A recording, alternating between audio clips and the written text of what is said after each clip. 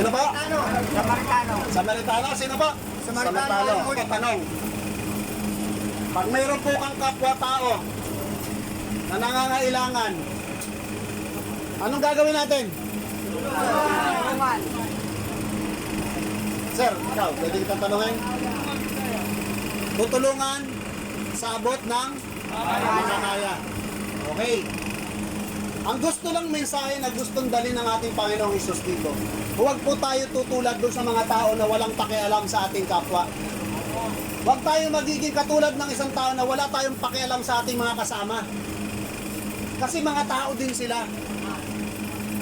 Kaya ang sabi ni Jesus Christ, ang sabi niya, doon sa unang utos, mahalin mo ang Diyos ng buong puso mo, ng buong kaluluwa mo, at ng buong pag-iisip mo. At ano yung pangalawa? Mahalin mo ang iyong kapwa gaya ng pagmamahal mo sa iyong sarili. Ngayon, paano mo mapapakita? Sir, paano mo mapapakita sa iyong kapwa ang pagmamahal mo sa kanya? Bigay kung anong meron ka. Nagbigay ng meron ka. Katulad ng ano, sir, bigyan ng sample. Kain. Pagkain. Dito, paano mo mapapakita na mahal mo ang iyong kapwa? Ikaw, sir. Bibigyan mo ng pagkain. Paano? Paano kayo nagbibigay ng pagkain dito? Alam ko dito, mayroong mga walang dalaw at walang makain. Nagbibigayan ba kayo dito? Nagmamahalan kayo? Kung ganyan ang pamantayan nyo dito, ang Diyos po ang magbabalik sa inyo. Kasi, kung anong meron ka, pag nakita ni Lord, sinusulo mo lang.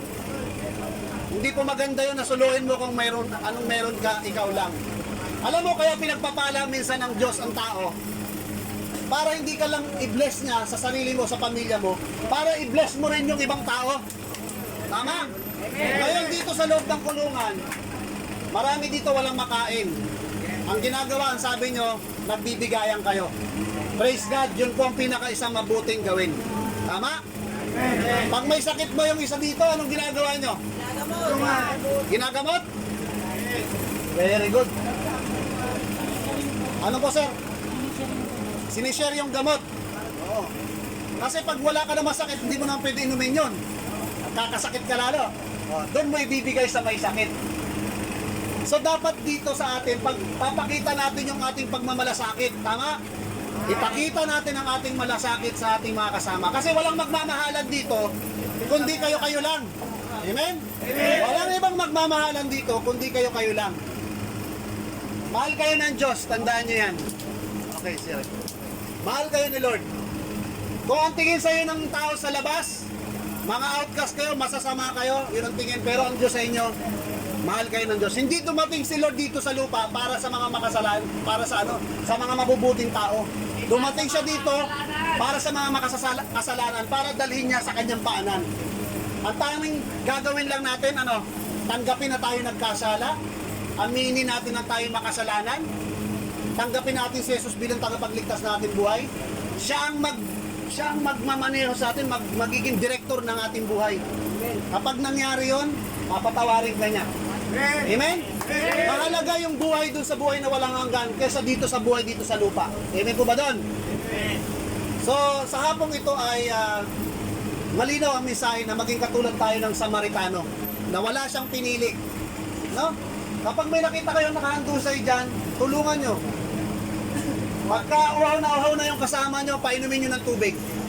Tama? Ang hirap ng kalagayan nyo, mahirap kalagayan nyo.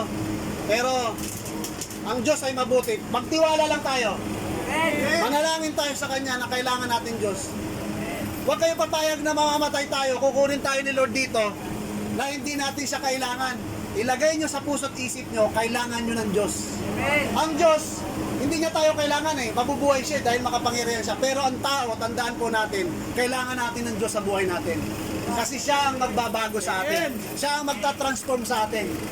Kaya gusto ko yung palakasin ng loob, bigyan kayo ng pag-asa, na kapag nakay Kristo kayo, may Kristo kayo. Pag nakalabas ka dito, nakalaya, si Lord ang magbibigay sa iyo at magpo-provide ng pangangailangan nyo. Amen po ba doon? So mahal kayo ng pamilya nyo,